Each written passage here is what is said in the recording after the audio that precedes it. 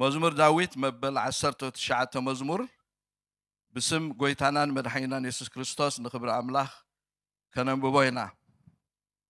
ሰማያት ክብር አምላኽ የዘንቱ ጠፈር ከዓ ግብረ አዳው የውሪ ሓንቲ መዓልቲ ነቲ ሓንቲ ትዛንያ ሓንቲ ለይቲ ድማ ነቲ ሓንቲስ ፍልጠት ትሕልፈላ ዘረባ የልቦን ምዝርራብ የልቦን ድምፆም እውን ኣይስማዕን እዩ ንመገዶም ናብ ኩላ ምድሪ ቃላቶም ድማ ክሳዕ ወሰን ዓለም ይወፅእ ኣሎ ንፀሓይ ከዓ ድንኳን ተኸለሎም ንሳ ከም መርዓዊ ካብ ሕልፍኙ ትወፅእ ከም ጅግና ከዓ ንምጉያይ መገዲ ትሕጎስ ኣላ ምውፃኣ ካብ ወሰን ሰማያት እዩ ምዝዋራ ድማ ክሳዕ ወሰነን እዩ ካብ ረስና ዝኽወል ከዓ የልቦን ሕግ እግዚአብሔር ፍጹም እዩ ንነፍሲ መልሳ ምስክር እግዚአብሔር እሙን እዩ ንገርህ የጥብቦ ስርዓት እግዚአብሔር ቅኑዕ እዩ ንልቢ የሐጉሶ ትእዛዛት እግዚአብሔር ንጹህ እዩ ንዒንቲ የብርሃን ፍርሃት እግዚአብሔር ንጹህ እዩ ንዘላለም ይነብር ፍርድታት እግዚአብሔር ሓቂ እዩ ብዘለውን ጻድቕ እዩ ካብ ወርቂ ኤረ ካብ ብዙሕ ጽሩይ ወርቂ እኳ ዝሕረ እዩ ካብ መዓር ኤረ ካብ መዓር ወለላ ዝጥዕም እዩ ባርያኻ እውን ብኡ ተማሂሩ ብምሕላው ዓቢ ክሓሳ ኣሎ ንጌጋታቱ ዝፈልጥ መን እዩ ካብቲ ተሰወረና እንጽሃኒ ንባርያኻ ካብ ትዕቢት ሓልዎ ኣብ ልዕለይ ከይስልጥን እውን ዕገቶ ሽዑ ሙሉእ ክኸውን ካብ ዓቢ ኣበሳ ከዓ ክነጽህ እየ ወ እግዚአብሔር ከውሐይን መድሓንየይን ቃላት ኣፈይን ሓሳባት ልበይን ኣብ ቅድሜኻ ብሁግ ይኹን አሜን ዕምባባ ይቕምስል ሳዕሪ ይነቅጽ ቃል እግዚአብሔር አምላኽ ግና ንዘላለም ህያው ኮይኑ ይነብር ንጸልይ ደው ኢልና ኸለና ዘላለማዊ እግዚአብሔር አምላኽና ቃልካ ሓቂ እዩ በዛ ሓቂ ዝኾነ ቃልካ ጌርካ ሎሚ ድማ ንህዝብኻ ክትምህር ንህዝብኻ ክትቅድስ ብስም ኢየሱስ ንጽልሎና ክብሪ ኩሉ ካብ ሕጂ ንዘላለም ንዓኸ ንበይንኻ ይኹን አሜን ንባሩ ህዝብ አምላኽ ወይ ከዓ አመንቲ ንዝዛረብ አምላኽ ንገዛ ርእሱ ዝገልጽ አምላኽ ኢና እነምልኽን ንስዕብን ህዝብ አምላኽ ኣዝዩ ተዓደለ ህዝቢ እዩ ምኽንያቱ እዚ ንስኻትኩምን ኣነን ነምልኹ አምላኽ እዝኒ ኣለዎ ይሰምዕ ዓይንቲ ኣለዎ ይርኢ ኣፍ ኣለዎ ይዛረብ ንህዝቡ ዝዛረብ ገዛ ርእሱ ከዓ ንህዝቡ ዝገልጽ አምላኽ እዩ ክንደይ ካባኻትኩም ቅድሚ ሕጂ ንመዝሙር ዳዊት መበል 19 መዝሙር ጥልቕ ኢልኩም ኣጽኒዕኩም ኣለኹም ኣይፈልጥን ግን እዚ መዝሙር እዚ ኣዝዩ ዘገርም መዝሙር እዩ ኣዝዩ ሃብታም ዓሚቕ ዝኾነ መዝሙር እዩ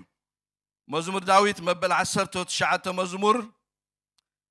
ነዚ ሓቂ እዚ ዝገልጽ እግዚአብሔር ዝዛረብ አምላኽ ከም ዝኾነ እግዚአብሔር ንርእሱ ንህዝቡ ዝገልጽ አምላኽ ከም ዝኾነ እቲ ኣርእስቱ እንድሕሪኢኹም ኣለኹም እንታይ እዩ ዝብል ንሊቀ መዘምራን ናይ ዳዊት መዝሙር ዝብል ኣርእስቱ ኣሎ ኣብዚ መዘምራን ኣለው እዚ የገድሶም ኢለ ይሓስብ ንጉስ ዳዊት ነዚ መዝሙር እዚ ብመንፈስ አምላኽ ተደሪኹ ምስ ደረሶ ምጽሓፎ ነቲ ኣብ እስራኤል ኣብ ቤተ መቅደስ ዝነበረ ሊቀ መዘምራን ንዑ ሂቦ ነዚ መዝሙር እዚ ንመጀመርያ ግዜ ኣብዚ ሊቀ መዘምራን መን ከም ዝኾነ ርግፀኛ ሆንኩን ግን መዝሙር ዳዊት መበል 19 መዝሙር ከምቲ ንጉስ ዳዊት ዝገበሮ ንሊቀ መዘምራን ህባ ኣለኹ ኣነኻ ንምንታይ ሂብዋ መስለኩም እቲ ሊቀ መዘምራን ወሲዱ ነታ መዝሙር እቲ ህዝቢ ናይ አምላኽ ኣብ ቤተ መቅደስ ከም ናይ ምስጋና ናይ ውዳሴ መዝሙር ኩሉ ግዜ ምእንቲ ክዝምራ ኢሉ ይሂብዎ ንብዙሓት ሰባት መዝሙር ዳዊት መበል 19 መዝሙር ናይ ስነ መለኮት ሙጉት ኮይኑ እዩ ዝስምዖም ብዛዕባ ህላውነት እግዚአብሔር አምላኽ ከም ዝዛረብ ዝሙጉት ስነ መለኮታዊ ሙጉት ኢሎም ብዙሓት ይሓስቡ ነቲ ከምኡ ዝኣመሰለ ተግባር ይፍጽም እቲ መዝሙር اتقندي مخنيات ناي مزمور داويت مبل عصوت تشعته مزمور جنا أبيت أملاخ مخان حزب أملاخ ناي وداسي مزمور من تخون اللي تدرسو እግዚአብሔር ንህዝቡ ብዕዮ ፍጥረቱ ከም ዝዛረብ ንህዝቡ ብቃሉ ከም ዝዛረብ ኩሉ ግዜ ንህዝቡ ዝዛረብ አምላኽ ከም ዝኾነ ህዝብ አምላኽ እንዳስተውዓለ እናፈለጠ ንእግዚአብሔር ምእንቲ ክውድሶ ንእግዚአብሔር ምእንቲ ከመስግኖ ተጻሕፈ መዝሙር እዩ አምላኽና ይዛረብ እዩ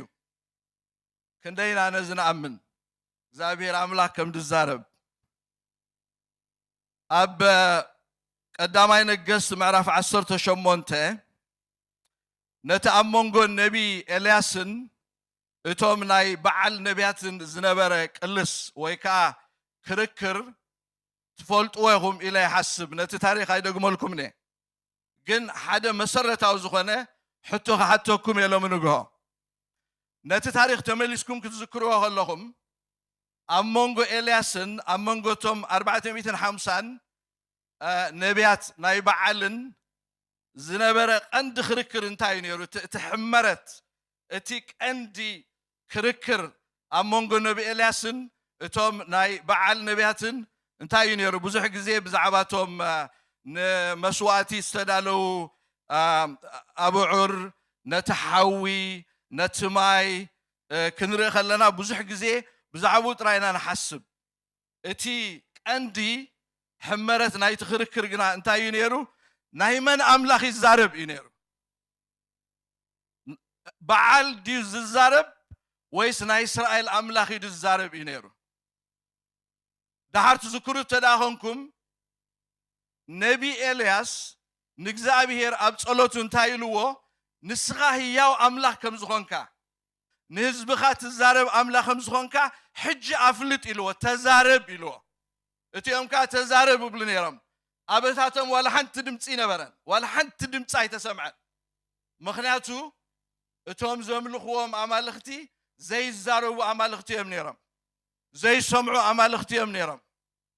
أبنقست قداي نقست 10 شمون تخنا نبب كلغنا خنا نبب كلراغنا اتنا إسرائيل أملاخ غنا نهزبو تزاربو حاو خبل على وريدو نتمسوات بليعو دحارتهم حزبني إلياس انتاي لومو حجي እግዚአብሔር አምላኽና ህያው ከም ዝኾነ ዝዛረብ አምላኽ ከም ዝኾነ ሕጂ ፈሊጥና ኣለና ኢሎም ንእግዚአብሔር አመስግኖም ኣብ መዝሙር ዳዊት መበል 115 መዝሙር ንጉስ ዳዊት እንታይ ከም ዝብል ንስማዕ ብዛዕባ አማልኽቲ استزاربو قال الله مزمور دايت مبل 115 مزمور كفقد 5 خساب 7 أفلوهم أي زاربون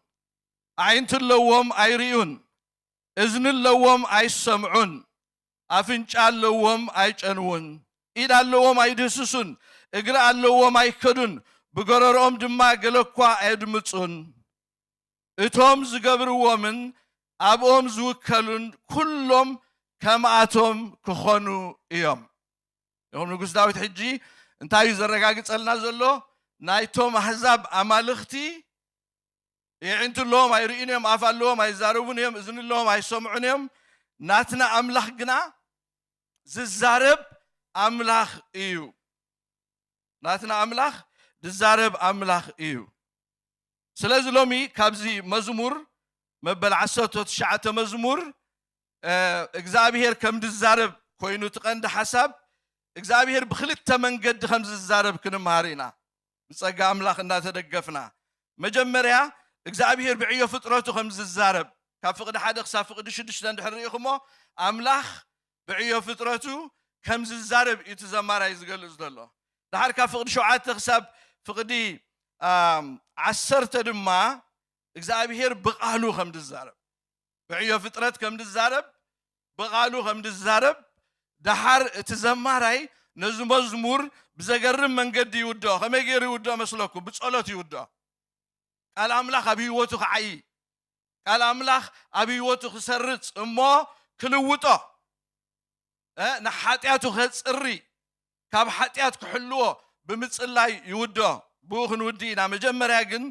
እግዚአብሔር بعيو ፍጥረት ከም ዝዛረብ ፍቅደ ሓደ አስተብሉ ሰማያት ክብረ አምላኽ የዘንቱ ጠፈር ከዓ ግብረ አዳው የውሪ ሓንቲ መዓልቲ ነቲ ሓንቲ ትዛንያ ሓንቲ ለይቲ ድማ ነቲ ሓንትስ ፍልጠት ተሕልፈላ ሕጂ ንጉስ ዳዊት እንታይ ዝብል ዘሎ መስለኩም እግዚአብሔር ከም ዝዛረብ ክትፈልጡ ትደሊዶ እወ እንድሕር ኢልኩም ንላዕሊ ገጽኩም ጠሙቱ ይብለኩም ኣሎ ሰማያት ክብረ አምላኽ የዘንቱ ዘገርም እግዚአብሔር መጀመሪያ ፍጥረት ክፈጥር ከሎ ሰማያት ክብረ አምላኽ አዘንቱ ፀሐይ ትኹን ፀሐይ ኮይና ወርሕቱ ወርሑ ወፅያ استزارب بقالو استزارب كله يفصم نيرو يخون نيرو سلازي كل سب اب فطرتنا املاح انتا يري كبر املاح يري سمايات كبر املاح يزنتو اب فطرت እግዚአብሔር ፍጥረት ክፈጥር ከሎ ኮሙ ተፈጽሙ ዘገርሚ ጎይታና ኢየሱስ ክርስቶስ ኩለት ከለኻ ፍጥረት ክብረ አምላኽ አዘንቲዩ ክብረ አምላኽ አውጁ ጸልማት ኮይኑ ትመላኽ አይትፍሩ ኢልዎም ሎሚ ንኹሉ ዓለም ዝኾን መድሓኒ ኣብ ዓዲ ዳዊት ተወሊዱ ኣሎ ኢልዎም ጸልማት ግን ክብረ አምላኽ ከዘንት ከሎ ንአምላኽ ከገልግል ከሎ ንርኢ ክስቀል ከለኻ ጎይታ ኢየሱስ ክርስቶስ ኣብ መስቀል ክስቀል ከለኻ ሰማያት ከዓ ክብረ አምላኽ የዘንቱ ነይሩ ክንደይ ሰዓታት ከም ጸልመተ ትፈልጡ ኢኹም ምንቅጥቃጥ መሬት ከም ዝኾነ ትዝክሩ ኢኹም ስለዚ ፍጥረቱ ክብረ አምላኽ የዘንቱ ነይሩ ጎይታ ኢየሱስ ክርስቶስ ንሰማይ ክዓርግ ከሎ ከዓ ሰማያት ተኸፊቱ ተቀቢልዎ ስለዚ ሰማያት ክብረ አምላኽ የዘንቱ ነይሩ ሓንቲ መዓልቲ ድማ ጎይታ ኢየሱስ ክርስቶስ ብመላእኽቲ ተዓጂቡ ብክብሪ ክመጽእ ሰማያት ከዓ ሽዑ ክብረ አምላኽ ከዘንቱ كواخبتي صحي مايات دبنا كله كبر أملاخي دزنتو مخناتو كله فترة نخبر أملاخي تفتير ترى مزمور يكون نزي مزمور رايت مبل 240 موتن فقد سلسته كم زي بالقال الله أتن صحين ورحن أمسجناو أتم برهات كواخبتي أمسجنوا أتوم ناي سماياتن أبلع السمايات زلهم ماياتن أمسجنوا نسو عزيزو تفتيري مو نسم እግዚአብሔር يمسجنوا نعايز غرمن نغركم أبز مزمور دمص يلن يلو تزمراي ግን ፀሐይ ኣብ ግዜኣ ትበርቕ ወርሒ ኣብ ግዜኣ ተኣቱ ንኽልቲአን ከዓ ይሉ ተዘማራይ መታን ሰስረህን ክሰርሓ ቦታ ዳሊውለን አሎ ይሉ ድምጽ ግን የለን ድምጽ የለን ግን ሓድሕደን ዛረባ ተሓንቲ ነተሓንቲ ፍልጠት ተሕልፈላ ሕጂ ኣነ ክርድኦ ከለኹ ክሓስብ ከለኹ ፀሓይ ንወርሒ ኸይዳ እንታይ ትብላ እሞ ኣነ ዝወፀሉ እዋን ኣኺሉ እሞ ተው ትብላ እሺ ውፅእ ትብላ ሳሃ ድምጽ ግን የለን ንሕና እንታይ ኢና ንርኢ ፀሓይ ትበርቕ ከላ ወርሒ ከዓ تأتو خلا تراينا نري دمس يلن جن زجرمي تسرعات جن ريخمو صحايا بوانا تبرق ورحب وانا تأتو نحد حدن فلتأت لاوتا دمس جنا يلن بو كويريخم زمارة أب مزمور دايت 230 شعتن ولا بزعبها فطرته إن حسبه نأملخ بخميز أمسله زدنق مجدي خافت إركاني إلون أملاخ مسجد كوفيلكم تحسبوا حدا جزء أنا حدا جزء حسب أفنا بزو تزخونسي متشجرنا أوكي بزحت مجبز فتو نوي حي مصنحن إذا خفلا أكلاتنا بوتا يلواو تزغون زنحواتنا نمشاتيت مسكرات تمشاتيت حج خص صغر بيني زلو الى بزح شجر مخونه جن كل يخم تاجباب ابز طعمنا كنبلع كلنا ينشجر كنري كلنا ينشجر كنكيت كلنا ينشجر ንጎም ስተንሳና ተቃይሩ ይጸንሐናኒ ቦታ ለዊጥ ይጸንሕኒ ምክንያቱ እግዚአብሔር ስርዓት ብዝሕልወሉ መንገድ ፈጢሮ ግን እንታይ ኢሉ ዘማራይ ድምፂ ግን የለን ኢሉ ኩሉ ግን ስርዓት ሓልዩ ይኸይድ ስለዚህ ናቤና ንመጽእ ሰማያት ክብሪ አምላኽ የዘንቱ ጠፈር ከዓ ግብሪ አእዳዊ የውሪ እግዚአብሔር መንፈስ እዩ ኢድ የብሉን ከምዝናተይ እናትኩምን ንዓና ብዝርዳእና ቋንቋ እዩ ዝዛረበና ዘሎ እምበር እግዚአብሔር ንኩሉ ብሓይሉ ቃሉ ይፈጢርዎ ኢሉ ኩሉ ከዓ እንታይ ኮይኑ መዝሙር ዳዊት መበል 147 ፍቅዲ 8 ተዘማራይ እንታይ ይብል ነቲ ንሰማያት ብደበና ዘጎልብብ ንምድሪ ብዝናብ ዘዳሉ ናብ ኣኽራን ሳዕሪ ዘብቁል አምላኽ ይብሎ ተዘማራይ ኩሉ ግዜ ሪኢኹም ደገ ወፂኡ ነዚ ፍጥረት ኩሉ ክሪኦ ከሎ እንታይ ዝርኢ ነይሩ ክብሪ አምላኽ ዝርኢ ቡይ ሪኢኹም ሰማያት ኢሉ ክብሪ አምላኽ የዘንቱ ኢሉ ኣብ መዝሙር 8:3 ከዓ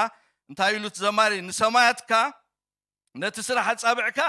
ንስኻ ዝቐመጥካዮም ወርሕን ኳኽብትን እንተጠመትኩ ይብል ኩሉ ግዜ ሪኢኹም ነቲ ናይ አምላኽ ፍጥረት የድንቆ ኣብቲ ናይ አምላኽ ፍጥረሲ ክብሪ አምላኽ ይርኢ ክንደይ ካባታትና ኣብ ፍጥረት ክብሪ ናይ አምላኽ ንርኢ ክንደይ ካባኻትኩም ንዙረት ክትከዱ ከለኹም ሓደ ካብቲ ናትኩም ዲዩቲ ትገብርዎ ነገርሲ ፍጥረት አምላኽ ምድናቕ ዶኸውን ኣብቲ ኣነ ዘገልግሎ ቤተክርስትያን ኣብ ኣሜሪካ ሓደ ኣባል ኣሎና ምስ ሰበይቱ ኩሉ ግዜ ኣብ ዓመት ሓንሳብ ቫኬሽን ይኸዱ ዳሓር ክፋነውን ከለዉ ናበይኻ ትኸይድ ዘለኻ ይብሎሞ ናይ ኣቦይ ፍጥረት ከድንቕ እየ ዝኸይድ ዘለኹ ይብለኒ ናይ ኣቦይ ፍጥረት ከድንቕ እየ ዝኸይድ ዘለኹ ይብል መዝሙር ሰላም ክንደይ ካባኻትኩም ትፈልጡ ኣይፈልጥን ግን ኣብቲ መበል 290 መዝሙር እንታይ ዝብል ቃላት ኣሎ መስለኩም ወአምላኽ ክሓስብ ብዝጅምር ነዚ ኩሉ ፍጥረት ብምርኣዩ ኮኸብ ርኢ ማዕበል ክገማጠል ኩሉ ፍጥረት ብሓይልኻ ቆመ ምስ በለ ሽዑ እንታይ ይብል ሽዑ ነፍሰይ ትውድስ ንኣኻ ብግሩም ጥበብ ብትሕቲ ልሙዕ ዱር ምዝዛወር ኣዕዋፍ ክውድሳኻ እሰምዕ እቶም ነዋሕቲ ኣኽራን ምዝጥምት ህዱእ ኣየር ክጸሉ ሰምዕ ሽዑ ነፍሰይ ትውድስ ንኣኻ ብግሩም ጥበብ ናለይ ዝምርት ዘማራይ ፍጥረት ንከንቱ ይኮነን ተፈጢሩ ሪኢኹም ፍጥረት ንከንቱ ይኮነን ተፈጢሩ ንምኽንያት እዩ ተፈጢሩ ከምዚ ኣነ ንስኻትኩምን ንምኽንያት ተፈጠርና ንኽብሪ አምላኽ ንኣምላኽ ከነምልኽ ተፈጠርና ፍጥረት ከዓ ንኣምላኽ ትሕት ኢሉ ከምልኾ ክብሪ አምላኽ ከዘንቱ እዩ ተፈጢሩ ኩሉ ፍጥረት ትንቢት ኤርምያስ 31:35 እንታይ ይብል እቲ ፀሓይ ንብርሃን መዓልቲ ሕጋጋት ወርሑን ከዋኽብትን ከዓ ንብርሃን ለይቲ ኸውን ዘቆመ እቲ ንባሕሩን ማዕበሉ ካሃምም ዘናወፀ ጎይታ ዝስሙ እግዚአብሔር ከምዚ ይብል ኣሎ ይብል ናይ ፍጥረት ዘገርም ነገር ከዓ ብፍላይ ናይ ፀሓይን ናይ ወርሕን እንታይ ይብል ኣብዚ ገመዶም ናብ ኩላ ምድሪ ቃላቶም ድማ ክሳዕ ወሰን ዓለም ይወፅእ ኣሎ ንፀሓይ ከዓ ድንኳን ተኸለሎም ንሳ ፀሓይ ማለት እዩ ከም መርዓዊ ካብ ሕልፍኙ ትወፅእ ከም ጅግና ከዓ ንምጉያይ መገዲ ትሕጎስ ኣላ ፀሓይ ክትበርቕ ከላ እብለኩም ኣሎ ተዘማራይ ሕጂ ሪኢኹም እዚ መንፈሳዊ ትምህርቲ እዩ ፀሓይ ክትበርቕ ከላ ብጀካ ንሰብ ብርሃን መሃብ ክብሪ አምላኽ ከተዘንትያ ትበርቕ ዘረባ የለን ግን ምስ በረቐት ተመስገን ንብል ምሽ ንኣምላኽ ነመስግኖ ምክንያቱ ፀሓይ ምስ በረቐ ሓዳስ መዓልቲ እግዚአብሔር ይውና ኣሎ ማለት እዩ ስለዚ ፀሓይ ክትበርቕ ከላ ሓዳስ መዓልቲ መፅያላ ንእግዚአብሔር ኣመስግንዎ እዚ ክብሪ አምላኽ እዩ ገለ በቃ ነፀብራቕ ክብሪ አምላኽ ይርአ ኣሎ ኣብ ዓለም እያ ትብል ዘላ ግን ክሳብ ወሰን ምድሪ ኢሉ ክትወፅእ ከላ ከዓ ሰልቺዋ ይትወፅእ እያ ደኺማ ይትወፅእ እያ ከምዚ መርዓዊ ካብ ሕልፍኙ ዝወፅእ ኢሉና መርዓዊ ሲ መርዓት ከውፅእ ካብ ገዝኡ ክብገስ ከሎ أتادخي منبر دك أسم برمسينين أنا خدك أسي قالوا له أيه كني excited يلخان ما هذا مرعات كوتسي زخيد الله ددنا أوجي عيدلني شو مع الشهر وسر مع صغير مرعوي أبتا ناي مرعى معلتو أب علم ملو زتاجه سبي زخو ولا دك أسفوت زنبرة ثلاثة أربعة تسيله أبزي ساعته تحسيب الله أيير الله نزدونغ عركي قاق نخيد رايز مرعات يا تدونغي مرعاي دونغني صحيح الجن تايل لك أخاف حلف إنه خمس واتسات مرعاوي تمثل أي تهكنا أبساعتها واتس نقول لك برهاناته تقوم نجارو انتاي مسلكم سمات كبر أملاخ يزنتو حجي تبرهانا خا يونيفرسالي ريهم يونيفرسالي تبرهانا مخليات انتايلو قالاتهم دما كسع وسن عالم يوصالو نصحاي كا دنكانهم تخللهم نمقدم ناب كل مدري قالاتهم دما كسع وسن عالم يوصالو بناي صحاي برهان زيت ام سبيلن صحاي كا ببرهانا خبر املاك كتزنتو خلا زير سبيلن سلازي እግዚአብሔር ዝበሃል ፈጣሪ የለን ኢሉ ከመኽኒ ዝኽእል ፈሊጡ ክሽፍት ዝደለ ተዘይ ኮይኑ ፈሊጡ ኣይኣምንኔ ክብል ዝደለ ሰብ ተዘይ ኮይኑ መረጋገጽ የብለን ክብል ዝኽእል ሰብ የለን ጳውሎስ ሐዋርያ ጳውሎስ አብሮም ይቆም ኢሉሎ እንታይ ኢሉ እምባርሲ እምነት ካብ ምስማዕያ ምስማዕውን በቃል ክርስቶስ እዩ ኣነ ግና ኢሉ ከተዶ أي سمعنيهم إبل الله قرفوتي قال أملاخ قرفوتي إمنت نسب ذهب ناي أملاخ قال السودحان يصنح لنا بزي بوزي أي سمعندهم إزوم أحزاب إزوم بهلاو نت أملاخ زي أمنو أي سمعندهم شعور انتايلو يمقود أنا جنا كتودا أي سمعنيهم إبل الله دهايهم ناب كل مدروته قالومون كسع وسن عالم بصحه بحقي سمعهم ابل يقوم زع فطرت يزارب زله نزم من يدنا يزغبر يزل زله من ينزخ خدو كدا هارا باولوس ابرومي حد عسران تايلو زمخني ومن تخسنس اتخاف فطرت عالم جميرو بقبرو زفلت زير بحريو ازخا اتنازل عالم حيلون ملكوتون أتصبقوا يرى زمخني ومن تخسن اليوم زم كلهم بالله أن أملاخ زي أمنو مصحف قدس انتهي زبلا مثلكم عايا سوء زبلا عشا بلبا أملاخ يلبوني بل عشنة ينبر ناي evidence سئنة هايكونا وصلت هاي الكاسي زي تعدنا evidence يزال بزعبا كبر أملاخ ززنتو بزعبا كبر أملاخ ززنتو سلازم بدحري إذا خلو نريو زلنا زقرن فترة فتار الله كلاي إخزابير بقالو خاي الزارب ريهم زي مجمر ياخن ريو تصنحنا مقلات إخزابير بعيو فترتو يزارب أبزنا يسنو ملوكو تمرتي انتهينا نبلو حفشاو مقلات إنا نبلو general revelation بهاد أبزخت كاتي ناي أملاك كبري يزنتو اتسأجا من تايو ازي حفشاو مقلات general revelation እግዚአብሔር ናይ በሐቅ መን ከም ዝኾነ ይገልጸልካኒ ታይ ማለቴ ባህሪያት ናይ ኣምላኽ ይገልጸልካኒ ነቲ ናይ ምድሓን መገዲ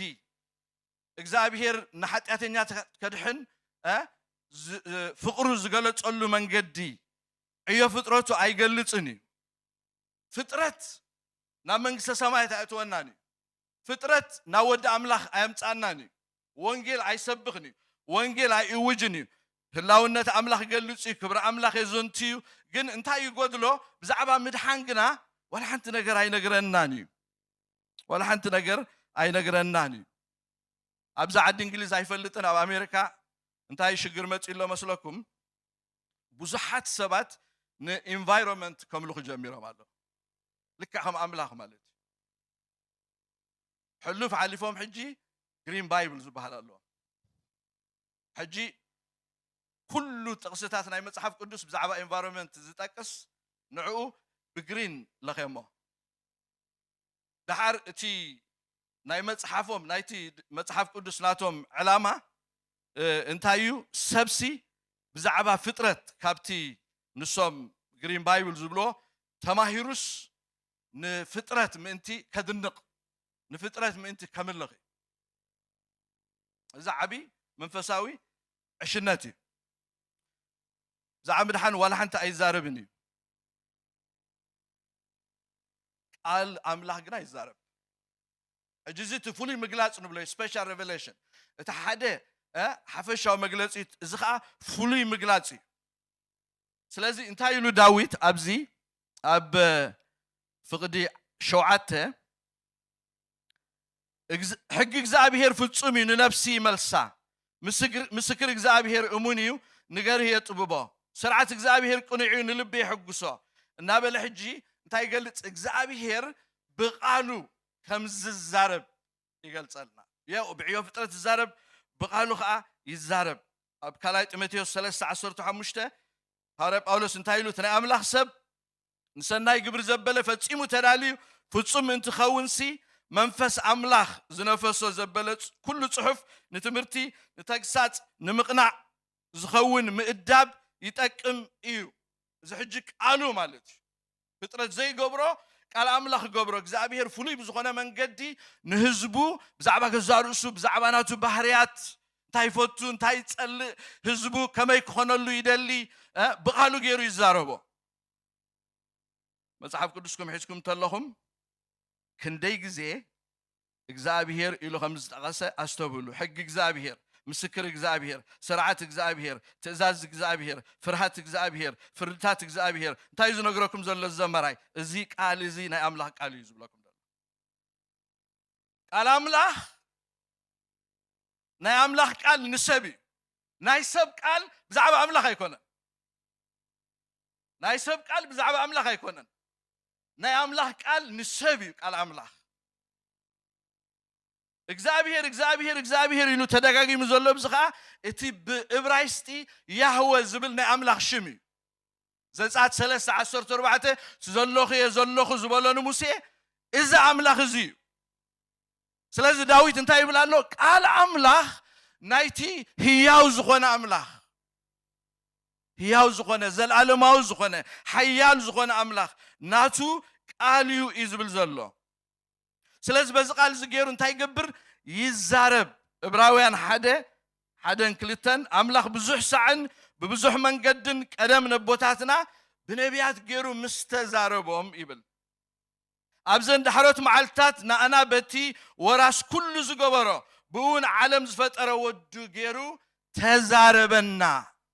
ريهم بفترة تزاربو حجقا بقالو يزاربالو بتي استتصحفة ريتن ورد النبلو بتي living word خا هياو قال أملاخ نبلو يسوع كريستوس بعلو مالتيو إجزابير أبو بودو بقالو غيرو يزارب سلازي إزي يهوي إتي أبولي كيدان مسوزبو كيدان زاتوه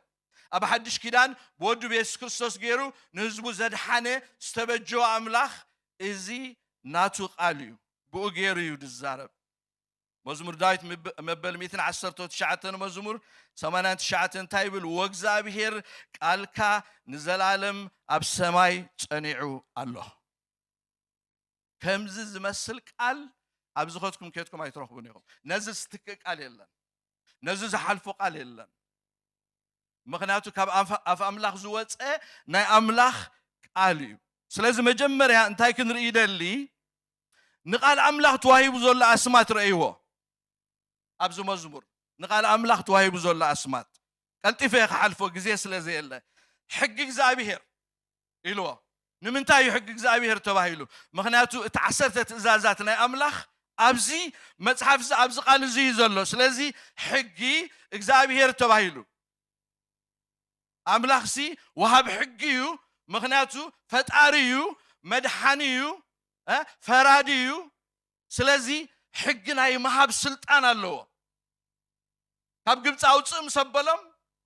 ቅድመና ያምልኾ ስርዓት ምስርዑ ኣብ ዘጻት ትእዛዛት ሂብዎም ትእዛዛት ክህቦም ከሎ ንምንታይ ትእዛዛት ሂብዎም ኣብ ዙርዮም ኣሕዛብ ነይሮም ብናይ አብርሃም ናይ ይስሐቅ ናይ ያዕቆብ ኣምላኽ ዘይኣምኑ ኣሕዛብ ነይሮም ስለዚ እግዚአብሔር እንታይ ዝብሎም ነይሩ ንስሓትኩም ነዚ ናተይ ትእዛዛት ተቐቢልኩም ናተይ ዝኾንኩም ፍሉያት ህዝቢ ዝተቐደስኩም ናይ ዝተፈለኹም ካልኦት ኣማልኽቲ ዘይተምልኹ ሽም ኣምላኽ ብኸንቱ ዘይተልዕሉ ብዛዕባ ብጻይኩም ብሓሶት ዘይትምስክሩ ንብጻይኩም ከም ነፍስኹም እተፍቅሩ ዘይትዝሙ ዘይትቐትሉ ዘይትሰርቁ ዘይናትኩም ዘይትምነዩ ከምኡ ኮይኖም ክርኢኹም ከለዉ ኣባኻትኩም ኣብ ህይወትኩም ንዓይ ክርእዮም እሱ ይዕላሙ እቲ ትእዛዛት ንምድሓን ኣይኮነን ምድሓን ብደም የሱስ ክርስቶስ እዩ ትእዛዛት ብምሕላው ኣይድሓንን ዳትስ ዋይ ርኢኹም ምስ ኣድሓኖም ይሂብዎም ትእዛዛት ከይዳናገሩ ምንቲ ኣድሒነኩም ደቀይኹም ድሕሪ በስርዓት ዝተመላለሱ ኢሉ ትእዛዛት ይሂብዎም ንብዙሓት ጋላበጦም ርኢኹም ንብዙሓት ነተን ትእዛዛት ሓሊኻ ዝድሓን ዝጽደቕ እዩ ዝመስሎም እሱ ኮንቱ ፈተነ እዩ ኣይከውን እዩ ጎይታ የሱስ ክርስቶስ ከምኡ ኢሉ ኣሎ ኣነ መገድን ሓቅን ህይወትን እየ ብዘይበኣይ ዋላ ሓደ ናብ ኣቦ ዝመጽእ የለን ተወድያ 4 ነጥቢ ኣብ ዋጋዕ ዳጋ የለን ግሪኹም ትእዛዛት ግን እንታይ እዩ ከም ናይ ኣምላኽ ሕጊ ተዋሂቡ ዳሓር እንታይ ኢሉ ምስክር እግዚአብሔር ካ ኢልዎ ምስክር እግዚአብሔር ከመይ ገይሩ ንሰብ የድሕኖ እቲ መሲህ ከመይ ኢሉ ዝመጽእ ኩሉ ተግባራት ናይ ኣምላኽ እዚ መጽሓፍ እዚ ቃል እዚ የዘንቱ ስለዚ እንታይ ኢልዎ ምስክር እግዚአብሔር ስርዓት እግዚአብሔር እንታይ ዓይነት ስርዓት ይድፈቱ ኣምላኽ ከመይ ጌርካ ክትመላለስ ይደልየካ ክትፈልጥ ናብ ቃል ኣምላኽ ትመጽእ ስርዓት እግዚአብሔር ትእዛዛት እግዚአብሔር ድሓር ፍርሃት እግዚአብሔር ካ ኢሉ እንታይ ማለት እዩ ፍርሃት እግዚአብሔር ሪኹም ቃል ኣምላኽ ከተንብቡ ከለኹም ህይወትኩም ብቃል ኣምላኽ ትምራሕ ከላ ፍርሃት ኣምላኽ ኣብ ውሽጥኹም ይሓድር እቲ ከምኡ ዝኣመሰለ ፍርሃት ናይ ኣምላኽ ከኣኒ ናብ ቅድስና ናብ ግሩም ዝኾነ መንፈሳዊ ዕቤት ሕብረት ምስ ኣምላኽ ናብኡ የእትወኩም እቲ ንኣምላኽ ምፍርሃኩም ማለት እዩ ናብ ከረንሲና ምሰምጾም ገና ጉዕዞኦም ከይጀምሩ ከለዉ ኣብ ከረንሲና ከለዉ እስራኤላውያን 10 ትእዛዛት ክህቦም ከሎ ኣብ ከረን እዩ እግዚአብሔር ተገሊጹ ኣብ ከረንሲና ድሓር እንታይ ርኦም መስለኩም ነጎዳ በርቂ ምንቅጥቃጥ ምድሪ ንሙሴ እንታይ ኢሎሞ በጃኻ ነዚ ነገር ዝጠጣ ብለ ኢሎሞ ኣምላኽ ብከምዚ መገዲ ክዛረበና ይንደሊና ኣዝዩ ደፍርሕ ኢሎሞ ስለዚ ንሕና ከነልግስ ስኻ ማእከልናኹን ስኻ ምስኡ ተዛረብ በቃ ዲል በቃ ምስ ኣምላኽ ኣብ ክንዳና ዲል ግበር ንሕና እዚ ነገር ዝንቀርቦ የፍርሕ በቃ ዘሰኪሕ ሒዙ ኣይንደሊና ሙሴ ደዋ ብሎ እዚ ኢሎሞ ድሓር እግዚአብሔር ንምንታይ እዮም ድፈርሑ ንደለዉ ኣይትፍርሁ በሎም ኢልዎ ምክንያቱ ኣነ ናብ ከረንሲና መፅእ ደለኹ ከጥፍኦም ኢለ ይኾንኩን ኣድሒነዮም እንደ ኣነ ይጣዓስነ ሕያዋይ ምሕረተኛ ኣምላኽ እየ ሓጢኣት ወለዶ ንወለዶ በቃ ይሓድግ ብደመ ይሽፍን ብከምዚ ኣገባብ ክፈርሑን ይደልዮም ነ በቲ ኣነ ዝደልዮ መገዲ ግና ይፍርሑኒ የፍቅሩኒ ማለት እዩ ሪኹም ናይ ክርስቲያን ፍርሃት ንኣምላኽ ፍቅሪ ዝተሓወሰ እዩ ከምዚ ደቅና ማለት እዩ ደቅናሲ የፍቅሩና ዋላ ተቐጻዕና እዮም ካባና ይልግሱን እዮም ምክንያቱ ብፍቅሪ ተኣሳሲርና ኢና ሕጂ ትቐጽዖም ድሕሪ ገለ ደቓ መፅኦም ይሕቆፉኻ ናትና ናይ ኣምላኽ ርክብ ከምኡ ይኸውን ዝግብኦ ምክንያቱ ኣቦና እዩ ደጊም ኣይፈርደናን እዩ ምክንያቱ ኣብ ክርስቶስ ኣሎና ኣብ ክርስቶስ ስለ ዘለና ምስኡ ተዓሪቕና ኢና ኣዕሩኽቲ ኢና ደቁ ኢና ኣብ ኪዳኑ ኣለና ትሪእዎ ዘለኹም ትናትና ፀጋ ትናትና ሓለፋ ብኸምኡ ስለ ዝኾነ ሪኢኹም እዚ እንታይ ኢልዎ ፍርሃት እግዚአብሔር ይምህረካ ናብ ፍርሃት እግዚአብሔር የምጻካ እቲ ከምኡ ዝኣመሰለ ፍርሃት ከዓ ናብ ቅድስና ናብ ግሩም ዝኾነ መንፈሳዊ ሕብረት ምስ ኣምላኽ የምጻካ እዚ እዩ ቃል ኣምላኽ ኣስማት ርኢና ሕጂ ከዓ ባህርያት ናይ ቃል ኣምላኽ ንርአ ባህርያት ናይ ቃል ኣምላኽ ካይ ይገልጸልና ከዓ ዘማራይ قلطيفه خودانه انتي لو مجمريا فصوم يلوا دحر امون يلوا دحر قنوع يلوا دحر نصوح يلوا دحر حق يلوا يخم تبهرياتنا يا املاح فصوم يو مالت ابوسي بقى دطراطر يبلكمن ጌጋ ይብሉን አይጋገንዩ አይጋግንዩ ዝጎድሎ ነገር ይብሉን እሙንዩ you can trust in God's word ማለት እዩ ቅኑዕዩ ንጹህዩ ሓቂዩ ዳሕር ታይልዎ ካብ ወርቂ ኤረ ካብ መዓር ወለላ ዝጥዕም ይልዎ ሓደ ፕሮፌሰር ነይሩኒ አሜን ፕሮፌሰር ነይሩኒ በአሜሪካ ዳሕር በይነይ ስለዝነበርኩ برزدي ناتي أخيلو سي درار وسيدومني دحر درار دابل عنا مسو بعلت بيتو أنا تاويت رس مصيا أب أمريكا بزح كومولو أبزا يفلت إنجن انتاي كززك كيلاتا دستة همصال كيلاتا دحر نتي بروفيسور كا خاني نعها انتاي كمصال كايلاتو معاري يلاتو دحر تي بروفيسور انتاي لوا اتي بزعبات دستة ما يمصلي يلوا زعبات معرقن زي انا تي معري يلوا سلازا يتدغم يا اخي يلوا دحر انا تمهراي قرب كتفلت مزجمركا على حد غزي بقى كله زفلتكا وين تسمعك حدغنيا يسو حجي بوا معركا دا قلام لاخ ديكونن يلو انا حجي بقى رخيبه لينا تمهرا نايتولوجي تمهراي اندي ينيت يدلخو بوا معركة دا قال أملاخ دي كونه إليه انتهي لنا مسلكم لأنه تقاقي هاي لني قال أملاخ كم معر ولا لا يبلت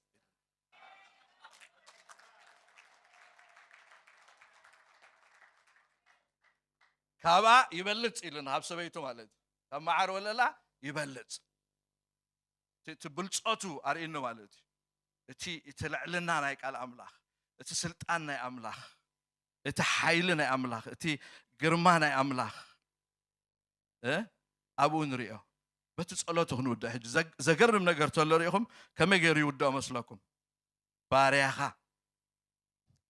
ንኣምላኽ ከኽብር ልዕል ከብል ጸኒሑ ኣብ ገዛ ርእሱ መፀታ ኢሉ ባርያኻ ኣገልጋሊኻ ትሕትና ትሪእዎ ኣለኹም ትሕትና ድሓር እንታይ ጸሎት ትጽበዩ وأز كله بقى بزعبة فطرت كمهر تانيحو بزعبة بلوصنات قال أملاخ العلونات كأملاخ كمهر تانيحو دحر قال نجار كحتت كوينو هاب أملاخ سي بقى أملاخ بقى زنكت كت نايس سبكت كلت هبني وي بقى مستقلقلتك بقى تأمرات ناي مقبار حيلي كلت هبني وي جزاها بني وي مكينها بني تايلو مسلكم بارخاون بوتا ماهيرو بمحلاو عبخ حسا الله شو انت تايلو نجيغاتاتو زفلت منيو كابت تصورني انصحني بيلهم تايزب زلو مسلكم ابز عالم سي كل نجر تلني كنا اخا بحاتياتو هيك تخوينسي تاي ترفو يزبزلا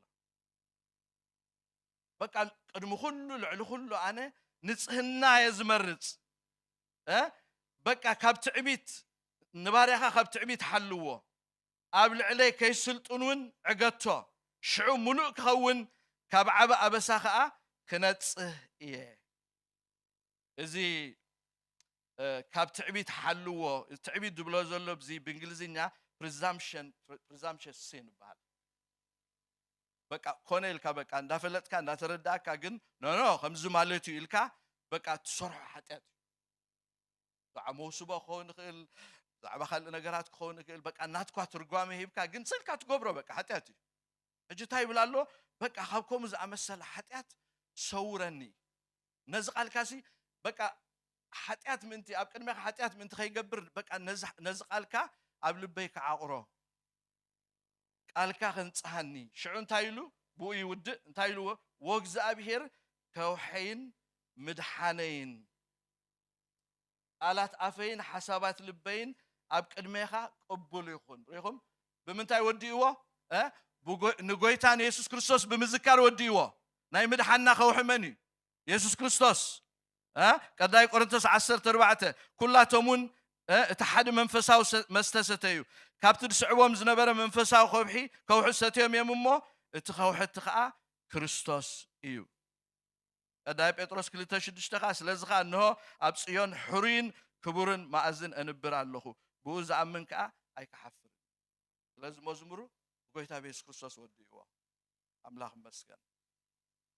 እግዚአብሔር አምላክና ዝዛረብ አምላክ ጸልይ